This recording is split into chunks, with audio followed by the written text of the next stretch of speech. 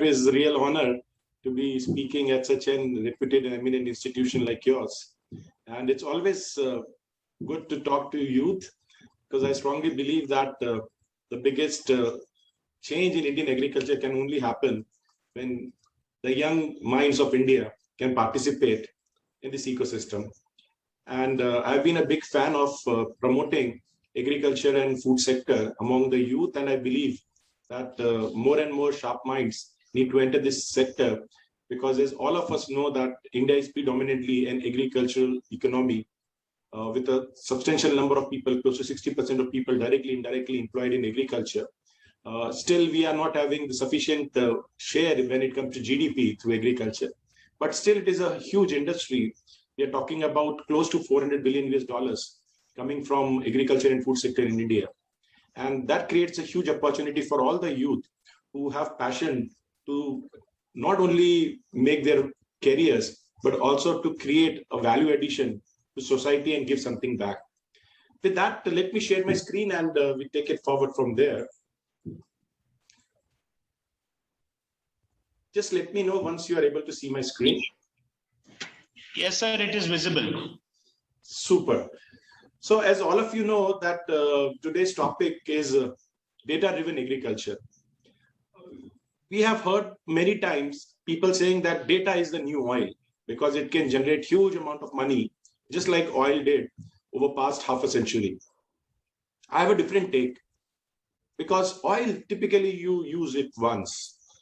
Whether you are using an automobile or whether you are in industry, you use oil. Once you put it in, it gets exhausted and you get energy. I strongly believe data is not oil. Data is new soil. Soil is a medium where, based on what you have sown, you harvest. Same is with data. Everyone have a different use of the same data. For example, the data about your own activities in your college will give insight to your parents that how sincere you are, would help your professors, your teachers to find best way to train you. It is same data for you to analyze and see where your weaknesses are. So three different stakeholders, same data, different value. Hence, I always say data is new soil, where based on your imagination, you sow the seeds and you are able to harvest the value, depending on what value you want to derive out of that data. One of the very critical aspects of using data in agriculture is that data is able to make, irrespective of the stakeholder, the process efficient for them. No longer the assumptions to make decision are appropriate.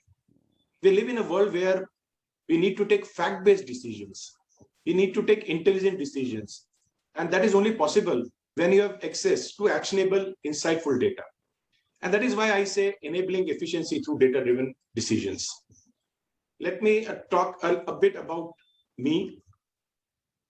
The idea is to set the context that I am not someone who sit in the ivory tower and talk about technology in agriculture. I'm a farmer myself.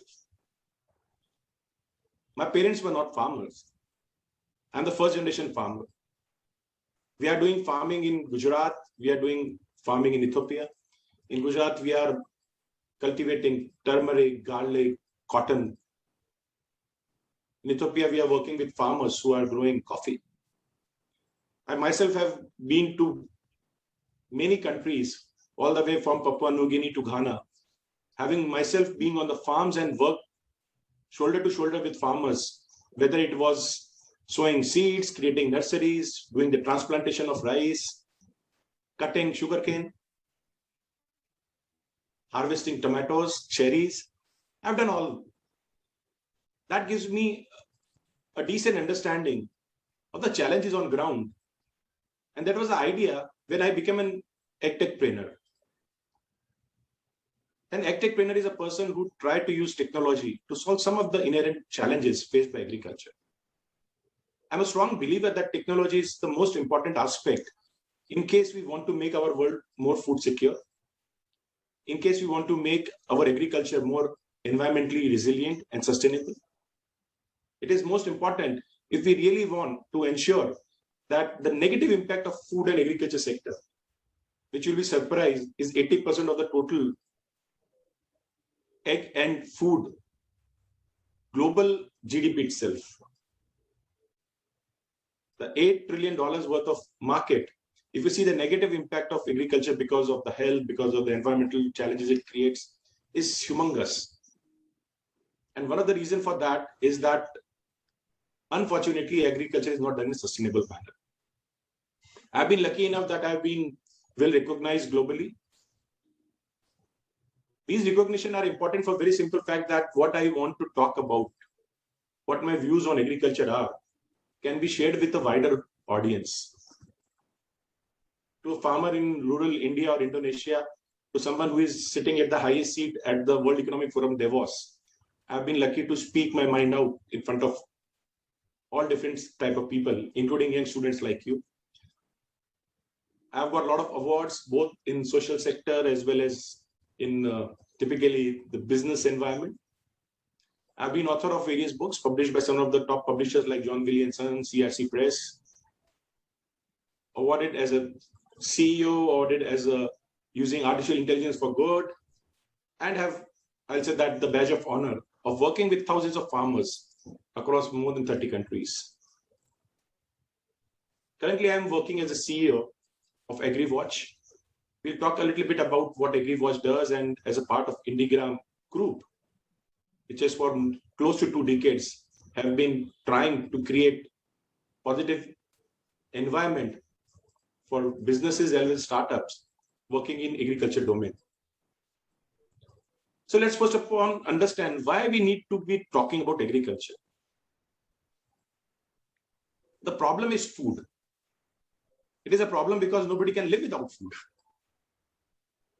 During COVID pandemic, we have understood one thing: internet and the food were the 2 most important things.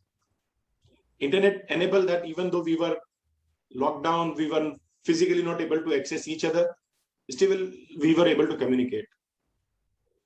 But we couldn't have communicated without being healthy. And the healthy food is a very critical aspect of everyone's life. But unfortunately, we live in a world where still more than 1 billion people don't have access to food which can keep them healthy. This number was close to 800 million before pandemic, but pandemic has created far more challenges and pushed far more people to food insecurity. The life going forward is not going to be rosy. This is not a one-time problem.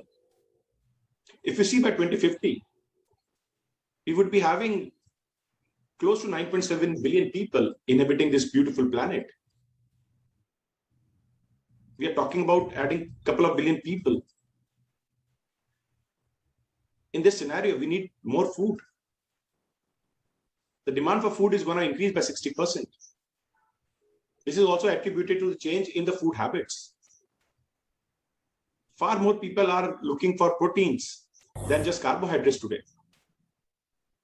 Further, the challenges of climate change. I personally have seen climate change impacting agriculture. The rising sea level in countries like Indonesia, which is 17,000 island, leading to substantial reduction in the productivity of rice, or those farmers who were doing harvesting every alternative day during season of coffee in Ethiopia, now they are doing once a week. The writing is already on the wall, and there is between 8 to 10% reduction in productivity just because of climate change. Given this scenario, we will need to cultivate twice the land which we are cultivating today just to feed 9.7 billion stomachs, which is impossible because we don't have that amount of land available for agriculture. So agriculture in current form is not sustainable.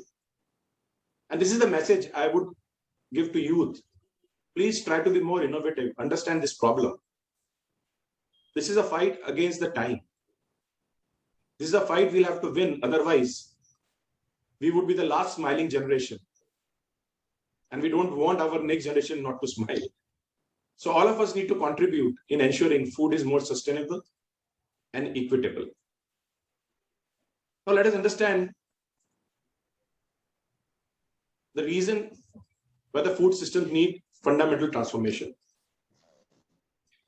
Over 2 billion people suffer from deficiencies, while 2 billion people are overweight and obese. This shows how unhealthy have been the consumption patterns in our food sector.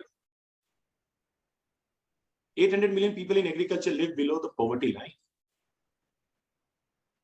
We have seen agrarian distress across both developing and developed world. Farmer suicides are committed not just in India, but also in the US. The challenge is that our economical models has ensured that agriculture itself has become an activity which is dependent on sustenance. Until and unless we work towards changing that and ensure that cultivation, agriculture is a profitable enterprise for the farmers, we'll see a lot of challenges. The agri-food sector represents 30% of greenhouse gas emissions.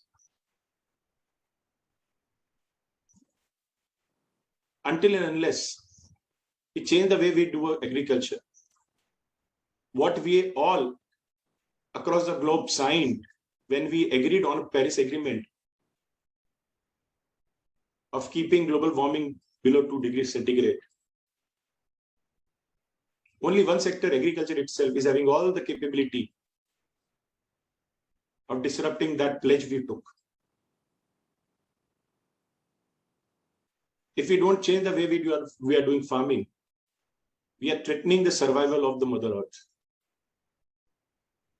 Another great challenge with agriculture in current form is that 70% of freshwater withdrawals across the globe are in agriculture. We always talk about yields. We never talk about yields per drop of water. 16 to 18 districts in India currently are severely water stressed. If we continue to abuse water in agriculture, we'll see grave challenge. Forget about cultivation, but even for drinking water. And again, this problem is not unique to India. Whether you are in Australia or you are in South Africa or in Latin America, Brazil or Argentina, the water scarcity is already creating a lot of challenges. And as those at the base of the pyramid are engaged mostly in agricultural activity, this is not just the issue of food security from them, but also the livelihood. Far more people would be pushed below the poverty line if we don't start being intelligent in using water. And the onus of reducing the use of water in agriculture is not just on the farmers. They are the weakest link in the whole chain. They are the poorest people. We cannot put the burden of reduction of greenhouse gases and use of water on the shoulder of those who are already weak.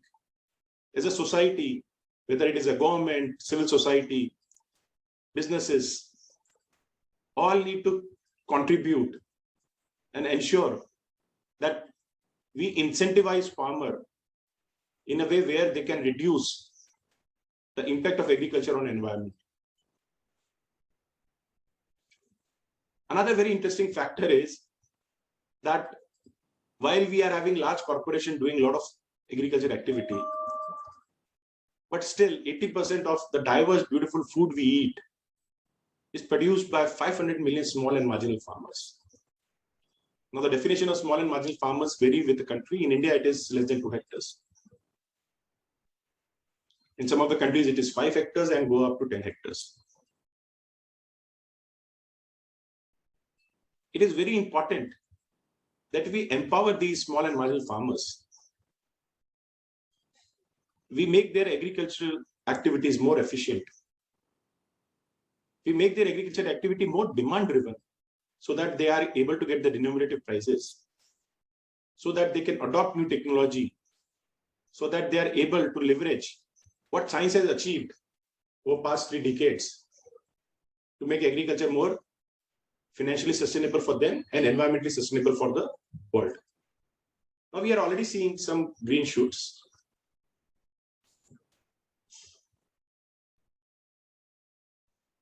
Where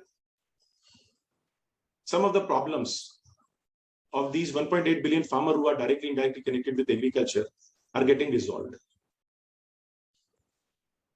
Today, any farmer faces 4 key challenges. One is the insight vacuum.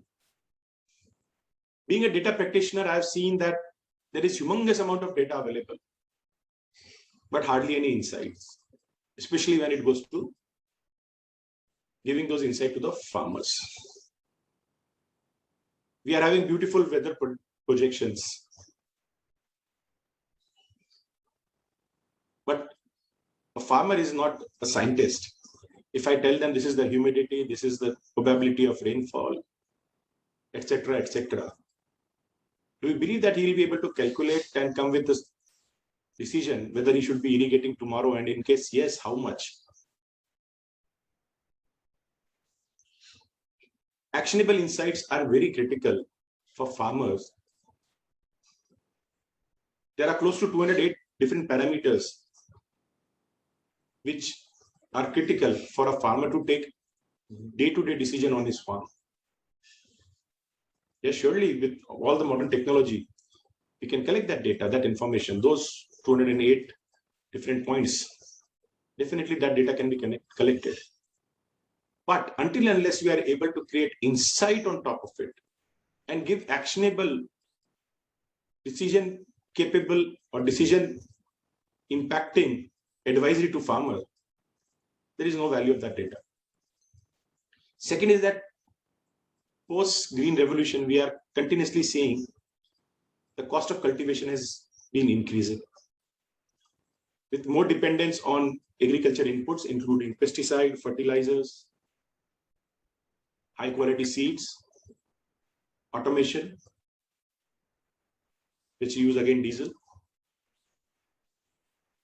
use of electricity for doing various activities on the farm, especially when it comes to irrigation. All that has increased the cost of cultivation for the farmers. The third key challenge faced by our producers is the high risk and access to finance. We are already seeing that there is a deficient monsoon in western part of India. Already we are seeing a challenge of fall of productivity between 30% to 50% when it comes to crops like turmeric,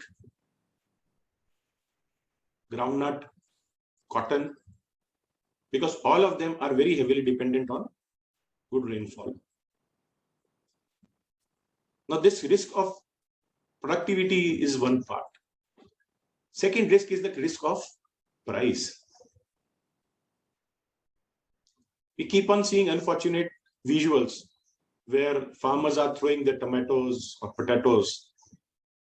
The reason being that they are not even having sufficient realization because of fluctuation of prices, and there is no risk mitigation tools available for price-based risk. According to FAO, to increase or enhance the productivity and efficiency of the farmer, agriculture credit is very critical. Again, in large part of developing world, access to microcredit at the time when it is required for farmer to just go and buy a bottle of pesticide in case there is a pest infestation, he needs money that time. If that credit is not available, he won't be buying that quality input and applying to his crop, leading to failure of crop. Easily 8 to 10% of productivity can be enhanced by only single point of providing access to finance and credit to farmer at the right time. Now, farmer is like a startup. Majority of people, they get into the hat of entrepreneurship once or twice in their lives by creating a startup. And creating a startup is a very risky and challenging proposition. I've done few times in my life, and I know how difficult it is. A farmer creates 2 startups at least every year. Rabi and Kharif, from the day he decides to sow the seed. It is just like startup, where you invest on seeds, then invest on agrochemicals, then you invest on labor, you invest on farm activities, mechanization, with belief that you'll be having good realization when you harvest.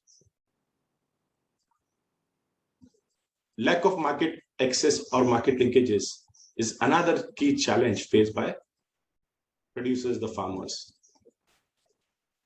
Unfortunately, their realization is so low that if you buy $100 worth per kg worth of coffee from one of the uber high input stores, between $2 to $3 of that is going to the farmer. 100 rupees worth of tomatoes which you buy today, only 18 rupees would be going to the farmer. That's a ground reality. Low realization is one of the key challenges faced by the farmers. Now we are already seeing the transformational shoots which could drive in the direction where farming can become, or agriculture can become, more sustainable, inclusive, efficient. This impact is already visible because the target is that by 2030, we should be able to solve some of these grave challenges. We are already seeing that there is the change in the shape of demand. And this is more to do with more awareness which the consumers are having. Whether we talk about alternative proteins, where from secondary meat source, we are trying to use plant-based alternative meat. We are already seeing a lot of activity in that space, where from peanuts and soybean or chickpeas, we are creating something which exactly tastes or feel like a chicken. That will reduce the impact on the climate extensively. We are already seeing that possibility of over the next 5 to 10 years, the protein which used to make 3% of our food basket would go to 10%. Similarly, people looking for more sustainably grown food, which use less of input, including chemicals, water. We are already seeing that the value chain linkages driven by technologies like blockchain, traceability, data-driven supply chain, better digitization of supply data, and has also demand data, better planning of logistics. All these will ensure that we reduce the wastage of food. 30% of the world's food goes waste. Nobody makes economic value out of all the activities, effort, and cost put in by the farmers, because we are not able to reduce or avoid this waste. Finally, we are already seeing effective production systems.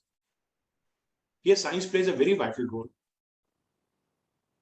Modern technologies like multiplex gene editing, farm or location dependent designed seeds, which would reduce the use of fertilizers and water, are already reality in some crops. We are already seeing alternative biotools, which enhances both the productivity and reduce the impact of pests and diseases on our crops. A scientific mindset of farming will ensure our food production systems are more resilient to climate change, reduce the impact of climate change. At the same time, also ensures our farmers get remunerative prices. or they are profitable. New agricultural practices like regenerative agriculture, where adoption of principles of cover crop, green mulching, soil health, all are ensuring that we are driving our agriculture towards environmental sustainable manner. So what is the solution? If you ask me, there are 10 pillars for future truly sustainable agri-food system. First, it has to be data-driven. No longer we can live on assumptions. We need to make our decision whether on farm or post-harvest of farm, data-driven. The agri-food system needs to be insightful. We need to ensure that there is sufficient insight for different stakeholders to take those decisions in a very intuitive manner. It has to be scalable. No longer we can have a small niche solution working in one specific area, one specific commodity. We need to create solutions which are scalable to multiple crop regions or type of farmers. We cannot take a piecemeal approach to solving these problems. The future agri-food system needs to be holistic. From agronomic activities going to processing activities and the logistic to deliver that food on a table. We need to find solution to all those problems and solve them in a holistic manner. The agri-food system needs to be distributed. It cannot be controlled by few, and those few can be corporations of the government. We don't need a scenario where one company or one government drives the cost of wheat or rice or corn or soya bean or turmeric. We need a system where the power is distributed across multiple stakeholders. The system needs to be self-learning. It should learn from its own mistakes. Unlike in past that we have been doing same mistake time and again. We keep on feeding the same activities and reaping the same outcomes without realizing that we have been going in the wrong direction. The system needs to be transparent. No longer we can have a situation where a farmer which puts 78% of economical activity gets just 18% of economical value. You need to see where the fairness is being compromised. The system needs to be real time. We cannot just sit on historical data of last season and take decision today. We need to take decision based on what's happening now on the ground. That's very critical. The system needs to be collaborative. The world is moving towards platform economy, where so many sectors have seen emergence of value because of collaboration. You would never be having Ola or Uber unless there was a Google Map.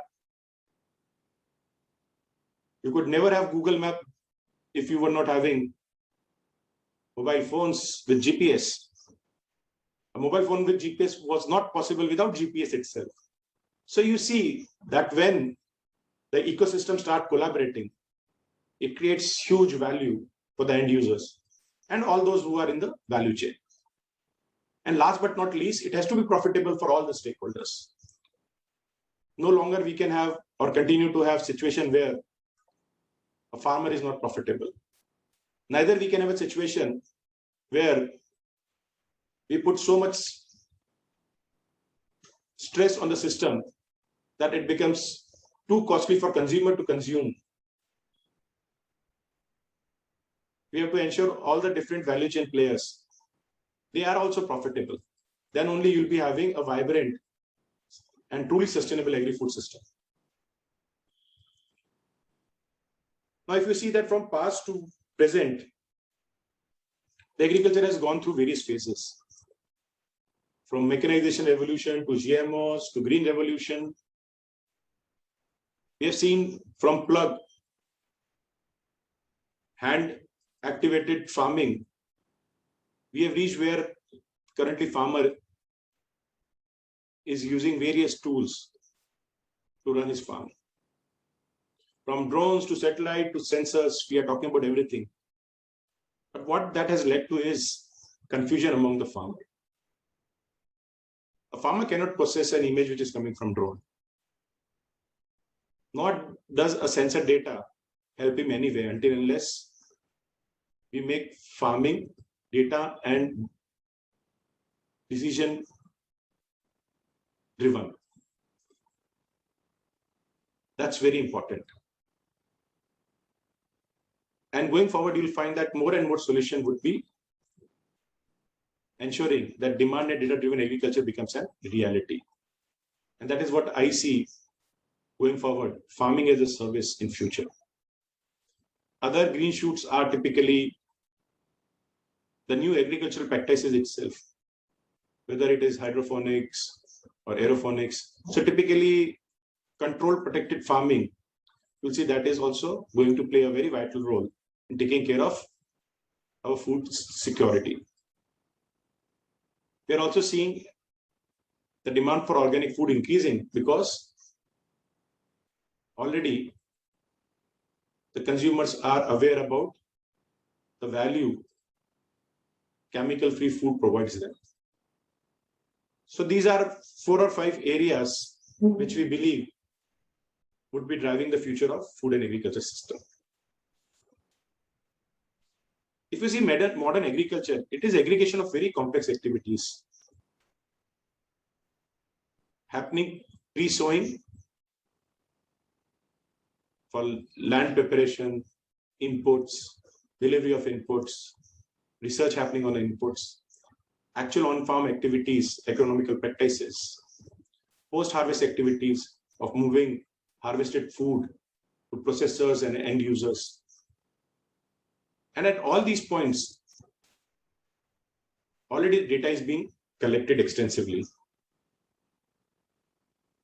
Unlike in past, there are far more ecosystem players in agriculture sector. The common principle driving the way forward to agriculture should be to grow more with less, to grow more crop with less of water, less of input cost, less of land. And here there are a few technologies which plays a very vital role or already playing very vital role.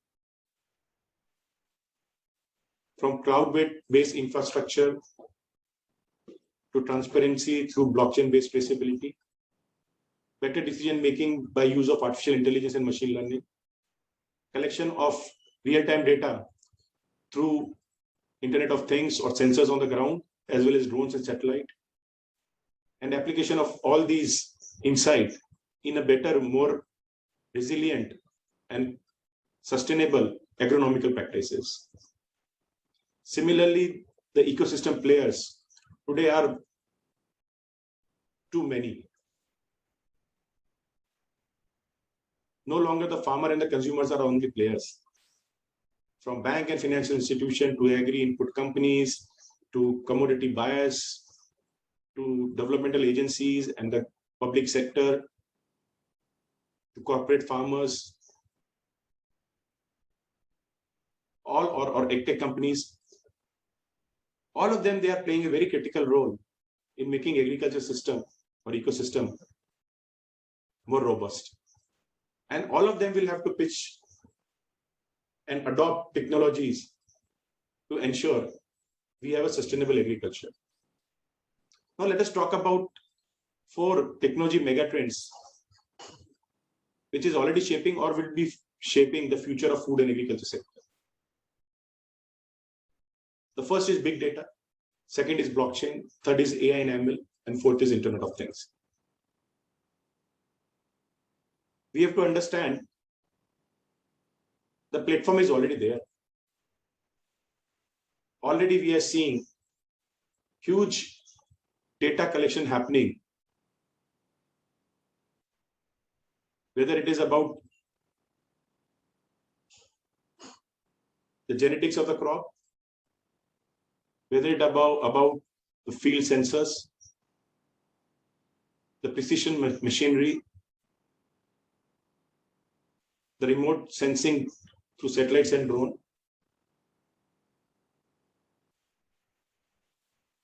the farm management based activities, all are creating petabytes of data already. And this is where, when we say big data, that becomes very critical. As a practitioners in agriculture economy, all of you need to understand the 5 V's of agriculture data. First is volume. Unlike in past, all the data which we have today, 90% of that was created in past 2 years. And this trend is not going to go down. This trend will continue. Secondly, we are having far more variety of data being collected. No longer data is only in Excel sheets. We are having structured, semi-structured and structured data. The videos, the images, the click streams, the activity part, all of that is creating humongous amount of different variety of data. And all of that data needs to be processed to create insights.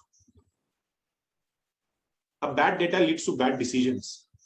Hence, it is very important that the data is validated. Its integrity and veracity are critical. The velocity of data which is being produced every day is humongous. As all of you are sitting in one room, suddenly you will find Facebook knows that all of you are in the same room. And in your friend suggestion list, you'll find some of those people sitting next to you in that room. Every couple of seconds, your mobile phone pings and sends some information either to Google or Facebook or LinkedIn. The speed of creation of data is unseen in the past. Everything is now real time. Application like Google Maps will tell you about the traffic situation on a real-time basis. While these 4 V's have been talked a lot about whenever you talk about anything related to big data, my 5th V is value. Agriculture collection of data is a cost. Until and unless we see a value in collection of that data, there is no point in collection of data because the cost are prohibitive to collect data on agriculture. Even in country like US, around 18% of farmers are having access to internet. In developing countries, it is only 8%.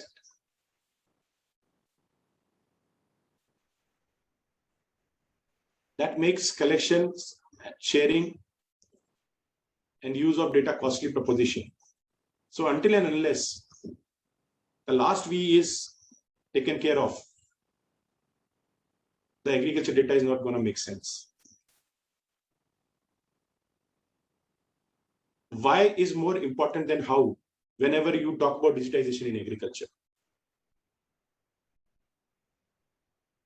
Now, typically how the data-driven decision-making happens. There are 3 parts of data-driven decision-making concept.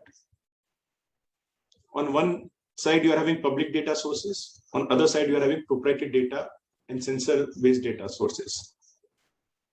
The public data includes typically weather and climate data, soil databases, crop models, market information, agro input data sheets, best practices inventories, both at a global and local level, the farmer information.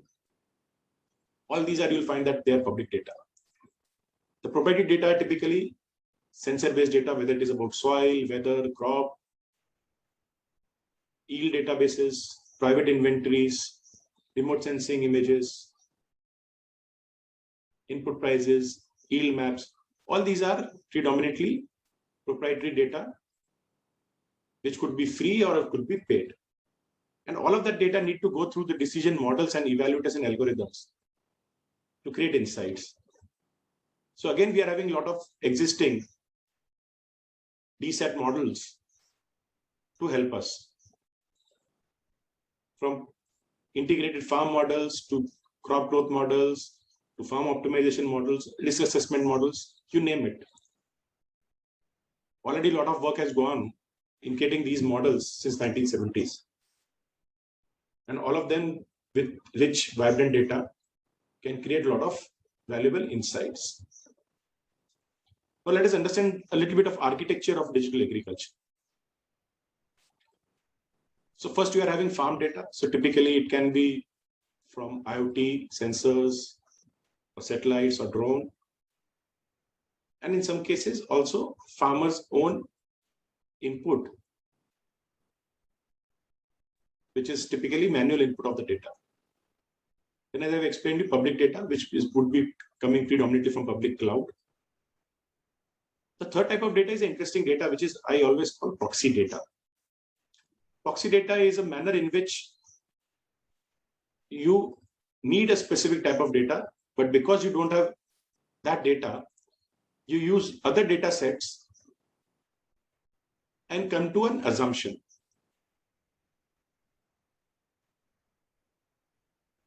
One of the example would be how many people sitting in a room can be done one by counting, or can also be inferred through just by seeing the Wi-Fi log of how many people are using Wi-Fi in a room. So by just opening the dashboard of your Wi-Fi router, I can see how many people have connected, and I can make an assumption that X number of people are sitting there. Definitely this data is not 100% accurate, but in case the cost of counting everyone is high, then it is better to have some data which will give you an overview of what is a prospective scenario on ground. The fourth type of data is transaction data. Typically how the product is moving from one place to another, who is supplying, who is delivering, where it is being sourced. So typically through traceability and blockchain-based activities, you can monitor data end-to-end, both of physical movement of product or financial transaction associated with that product. All of that data can go into a big data engine and can create either directly actionable insight, or to have more granular insight, it can be passed on to artificial intelligence machine learning engines to create better actionable insight or more granular actionable insights. Now, this thing you have to understand that the data-driven decision making is all about a balance between value and difficulty. So there are 4 stages when you are trying to optimize the information. Whether you want to see the hindsight or get access to insight or have a foresight. That depends on that balance between value and difficulty. More difficult the analysis, higher it will be having as a value. So first stage is typically descriptive analytics, where you want to just know what happened. So for example, this year, the sowing area has decreased. That's a descriptive analytics. Then you go a little bit further with more difficulty, higher value, which is diagnostic analytics, where you say that the sowing area for a crop decreased because of XYZ factors. Low monsoon, lower price of that commodity in the last season. So this is what all the diagnostic analytics is.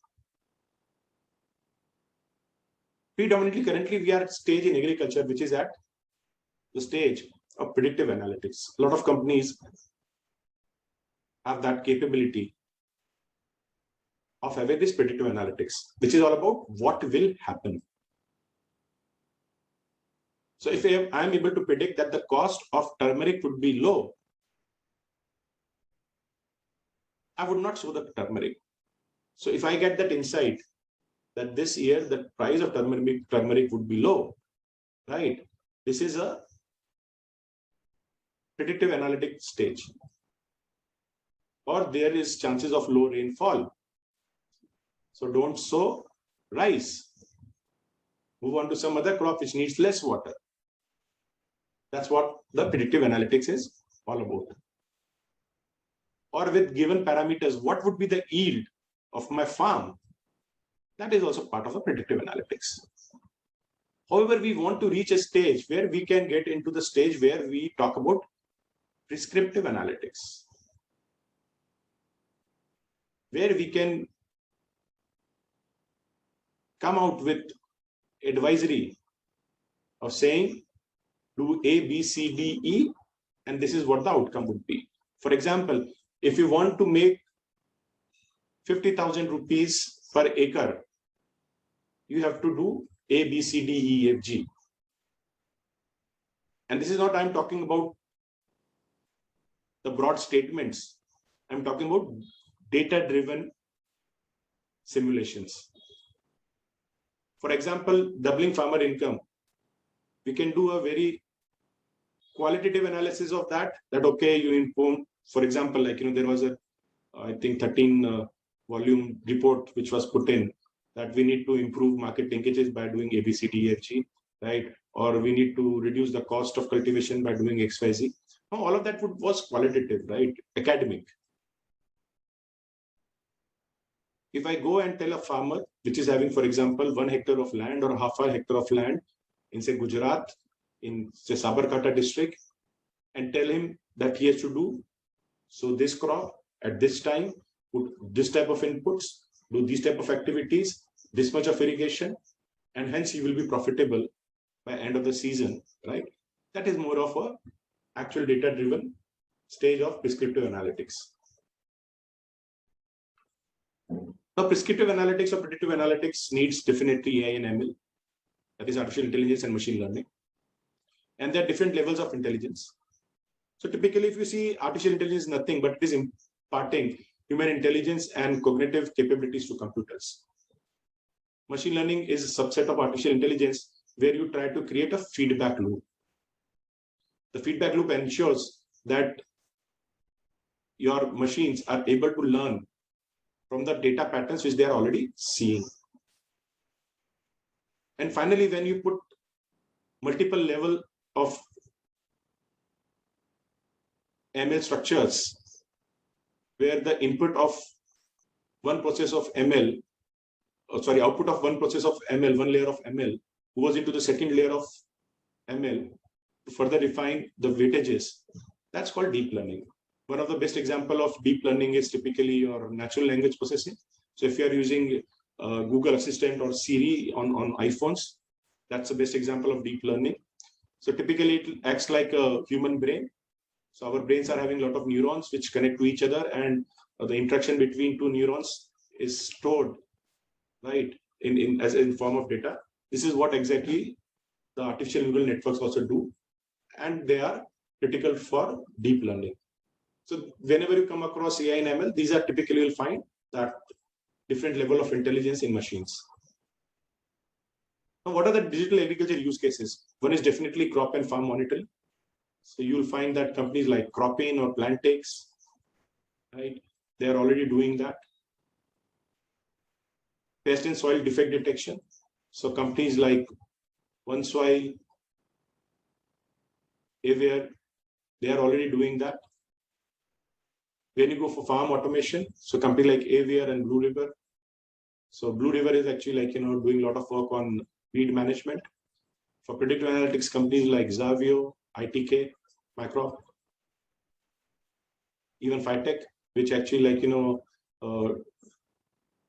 give predictive analytics per plant, right? So they, for orchids and perennial crops, they put sensors on the plant itself, and plant communicate and tells that it needs more water or nutrient, right? And then finally, we are also having a lot of advisory recommendation engines. So again, companies like Propane and ITK and Zavio for conventional agriculture, and companies like Aerofarms for protected and controlled environment, they have tools to do the same. Now let us understand a little bit of opportunity. So as I was telling you that food and agriculture is $8 trillion US dollar worth of global business, out of which AgTech, which includes both bio and digital technologies around agriculture, is close to 250 billion US dollars.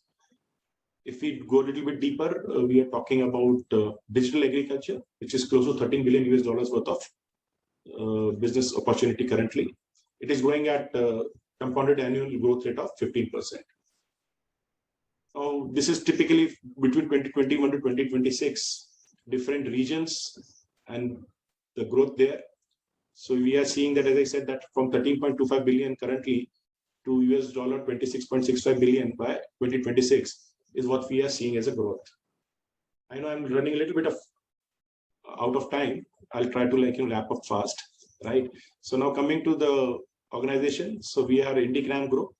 We are having in agriculture 4 different companies. The first is AgriWatch, which is typically a consulting firm, and it provides market intelligence, research, and advisory services across agribusiness value chain. We help in ensuring that all stakeholders, they have access to the yield, demand, and market data so that they can take decision based on that. We work with lakhs of farmers across thousands of markets and traders. Second is ISAP. ISAP is actually a non-for-profit organization working and impacting positively lives of lakhs of farmers. We are working with a network across 127 districts with from 250 FPOs, 2,000 self-help groups, and more than 2,500 entrepreneurs. The third company which we are having is Indigram Labs or Labs Indigram. This is predominantly one of the oldest incubators in India for agriculture-related startups. So whether it is agriculture and food sector, renewable energy, rural healthcare, education, we have worked with close to 120 startups to make them successful enterprises. At the same time, solving some of the critical social challenges around agriculture and allied sectors. Benzai 10 is a recent addition to our group, which is SEBI registered category 2 alternative investment finance company. It is focused on investing in agriculture and allied sectors. The idea here is to ensure that while we are serving our investor, we are able to create impact on ground and scale up some of the innovation which has been able to solve the chronic challenges of Indian agriculture. As far as AgriWatch is concerned, we do a lot of work in form of research, insights, providing access to ground-based data, deliver advisory to some of the top agribusinesses, and then create intelligence which can make agriculture data and demand-driven in a country like India. The idea is to enable actions from data. Some of the top organizations we work with, and this is very limited because the size of the slide was limited.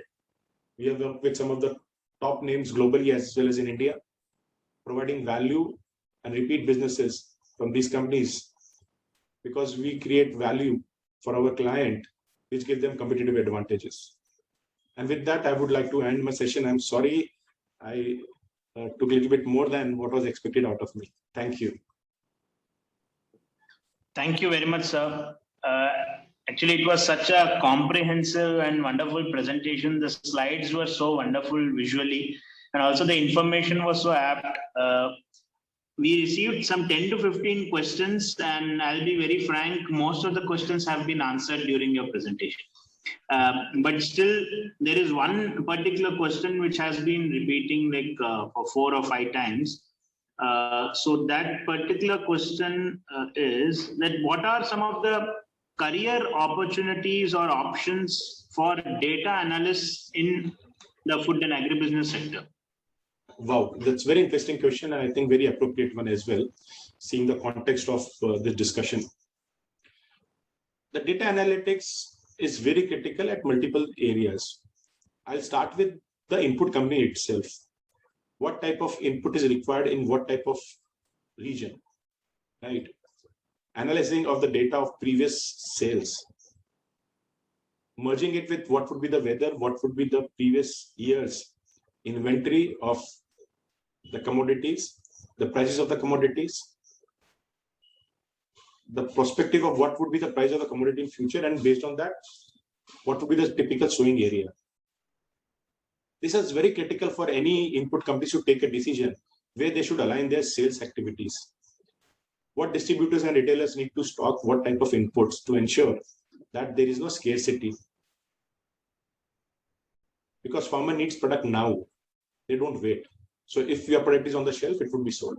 So there is a huge demand for data analysts when it comes to input industry, whether it is seeds, whether it is pesticide.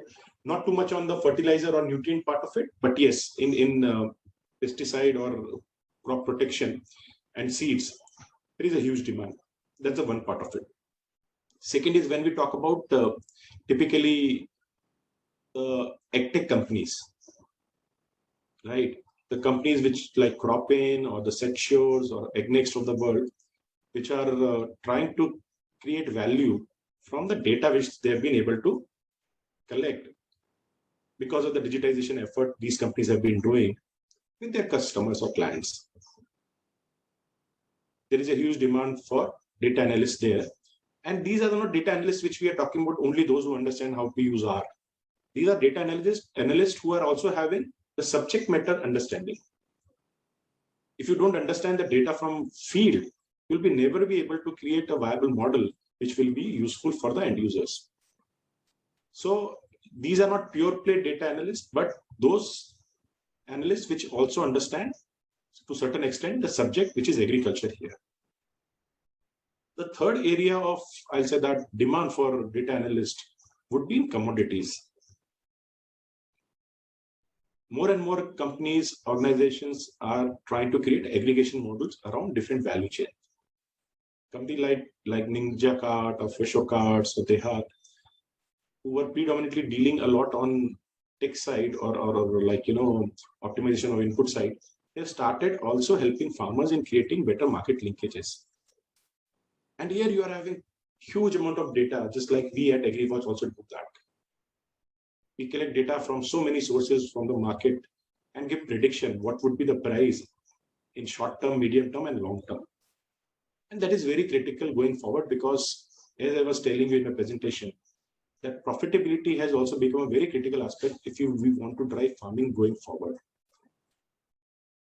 Commodity companies also need to have a better estimation of the yields and demands. So yields on the supply side and demands on the overall holistic market size. So analyzing of the import data, analyzing of the export data, analyzing the typically yield data, and based on that, trying to create those models which will ensure that we are able to match supply with demand so that neither we have oversupply and hence wastage and lower cost. At the same time, we don't also have scarcity of critical food sources because it is very important for our own food security. So predominantly, these are the areas where I believe that there is a huge demand for data analysts, data scientists, or even I'm saying that those who are having subject matter expertise, but can also cultivate the capabilities in analyzing data. I hope that answers your question, Krishna. Yes, sir. Before I open the floor for others to ask questions, I would just like to ask you, sir, how much time can you give, sir? We can go on for another 10 minutes. That shouldn't be a problem. Sure, sir. Sure. So one quick questions. Could you give one practical use case of AI/ML in agriculture? Two of the students have asked. Fair enough. Again, good question. So one, in fact, instead of one, I'll give two. So one is actually pest detection. Currently, farmer sees what's happening to his crop, whether it is color of his leaves or visible, I'll say that infestation through maybe it is sucking pest or fungus. The AI and ML can be used based on by collecting the parameters of what is the comfort zone of a specific type of pest, what is the current environmental condition, humidity, amount of rainfall, type of soil, agroclimatical zone, type of crop. Based on that, it can give you predictive possibility that the possibility of stem borer impacting your crop is 80%. So you can take preventive actions. Unlike in past, when you were able to only diagnose after the infection has happened, it would lead to crop loss between 30% to 80%. These predictive analytics through AI and ML ensures you are able to predict possible outcome or infestation. And hence you can take corrective actions, hence reducing the loss of crop to as much as 0%. So that's one example. Second example of, again, using AI and ML would be in way of analysis of risk. So one way is your parametric insurance, where unlike this whole huge process of doing also that heavy insurance logistics, you can very simply put a insurance on a parameter. For example, if your crop suffer 30% loss because of high or low rainfall, right, you would be straight away paid the compensation. Now you can very easily collect the data about how much rain, deficient or more. Using satellite-based technology, image processing using AI and ML, you can find whether the crop was actually impacted or not. And you dovetail these two things, and without even going to any human intervention, you can say that this farmer is eligible for a claim or not. So typically, again, risk-based mitigation tools of parametric insurance, these would be two very simple examples.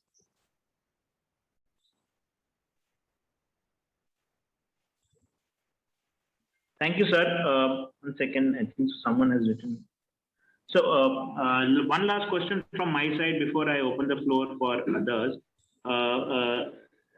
Someone wants to know if you could explain how data could help small and marginal farmers as well as in the supply chain industry. If you could give one use case for both. Sure. See, first of all, data can be used by small and marginal farmer to decide the crop itself, right? If you are able to come and tell that these are the 4 options of crop, for example, should you go for a rice, or should you go for some other millet, or should you go for oil seed, or you should go for typically cotton, or maybe some horticulture crop, right?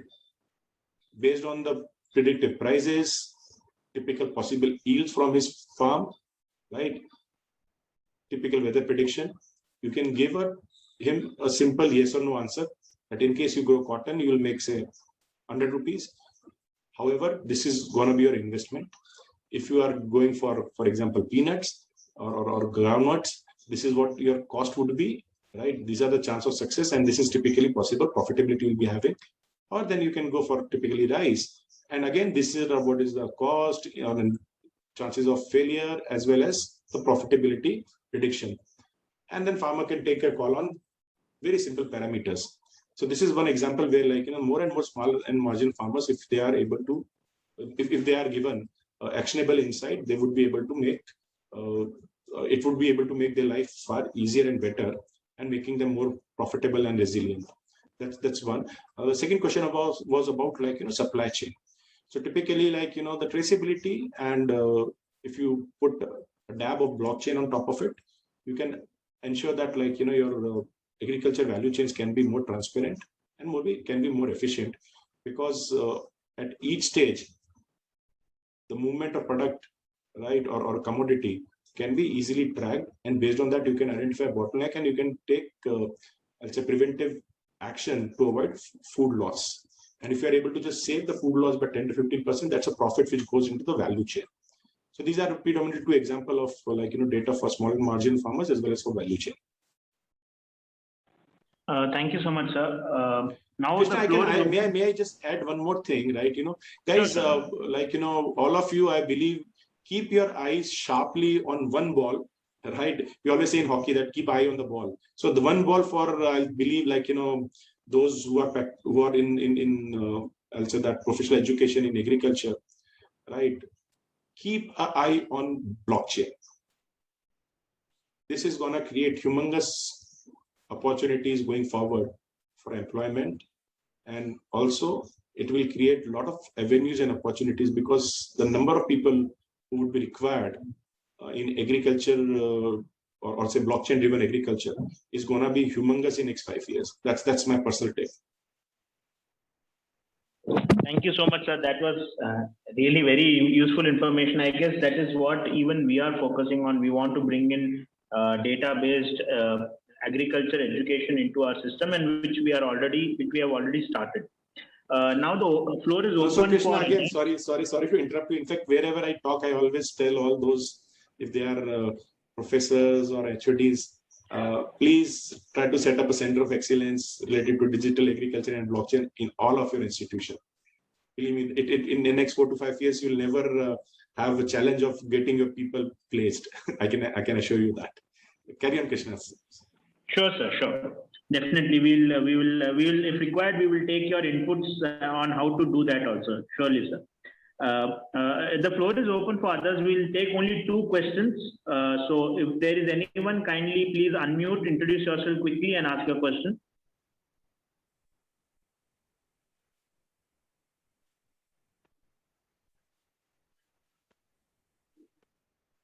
Mr. Rajiv Bhatia, you can ask your question directly if you want. Yeah, good afternoon. That was a wonderful presentation. I hope I'm audible. Yes, sir, you are. Yes, sir, you're audible. Thank you. Yes, Mr. Pareek, that was lovely to listen to you.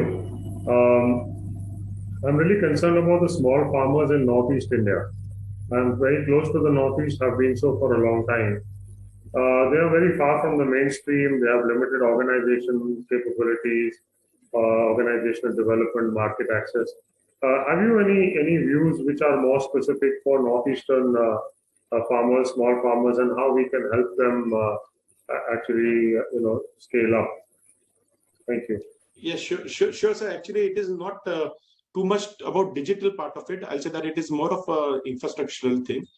We have to learn from countries like Vietnam and Thailand, where they have tried to move the processing facilities, small processing facilities, closer to farms.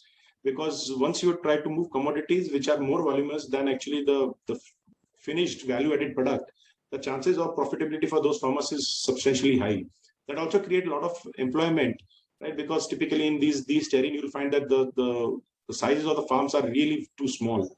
And here it gives alternative employment to the family members and some of the rural people, and ensuring that the rural economy can be improved. So my one advice would be we have to ensure that we go organic, create products which are converted or processed on site itself, and then push those products in the market through market linkages. So these 3 would be my recommendation, and I've been doing and talking to a lot of government agencies and passing the same message for I think at least a couple of years now. Thank you, sir. Is there anyone else who would like to ask a question now? I guess there is no one. I would request our director, Dr. Suresh Garimella, to address the gathering once. Thank you, Krishna. I don't think I'm going to address the gathering because Mr. Deepak Pareek has really given a wonderful presentation. He has put things in the right perspective. The only thing that I'm going to say to young students is it is insufficient for you to be really looking at one single thing, and you need to have your antennas on number of things, because Mr. Deepak was talking about collaboration. He was talking about number of things that are going to matter more than the farmer and the consumer. It is not, he also made a mention that over the years, it is very likely that there is not going to be a single agency that is going to decide everything. It's not going to be the government that is going to decide which crop, when, what, and how prices and all that. So it looks like farming is up and agriculture is up for enormous amount of change and diversity. And those who are going to be in the farm business management process need to keep their antennas on as much as any other consumer durables guy is going to be having his antenna on, because consuming itself is changing because of the protein content. He was talking about the kind of food that I'm going to eat from tomorrow might really undergo enormous change. irrespective of whether I'm a vegetarian or a non-vegetarian or something of that sort. So given these conditions, my dear students who are on the web, who are watching this show, should be immensely benefited by two things. One, the clarity that Mr. Deepak has given, and the content Mr. Deepak has given. So the way in which he presented, where he made things into three blocks: one, the problem, through two, the guideline, and three, the solution. He has just made things into three blocks. Okay, and all of us as students of management need to understand how to make a presentation. That's my first take. Second is the kind of appreciation that students in the business of agri and food are is very, very beautiful and wonderful. Become data driven, become understanding of technology. Technology is everybody's business. It is not only the technocrat's business, as I can see that it is not just an electronics engineer or IT engineer's business. It is the business of everyone. I think I didn't distort what Mr. Deepak was saying. No, perfect, right, sir. Thank you. I fully agree with what you just said. That, like, all the egg companies, or like, even in other sectors, they need to become now technology as well as media companies. Yeah. Right? These are two very critical part of any business, whether you're in a financial institutions or whether you are a farming or agri business company. You also need to be a technology company and a media driven company. And I think that language is, I'm not a consumer company. I'm not this company. I think all those languages will have to go. You have to say, I am a consumer company, irrespective of what your title is or definition is, because eventually you're there only for consumers.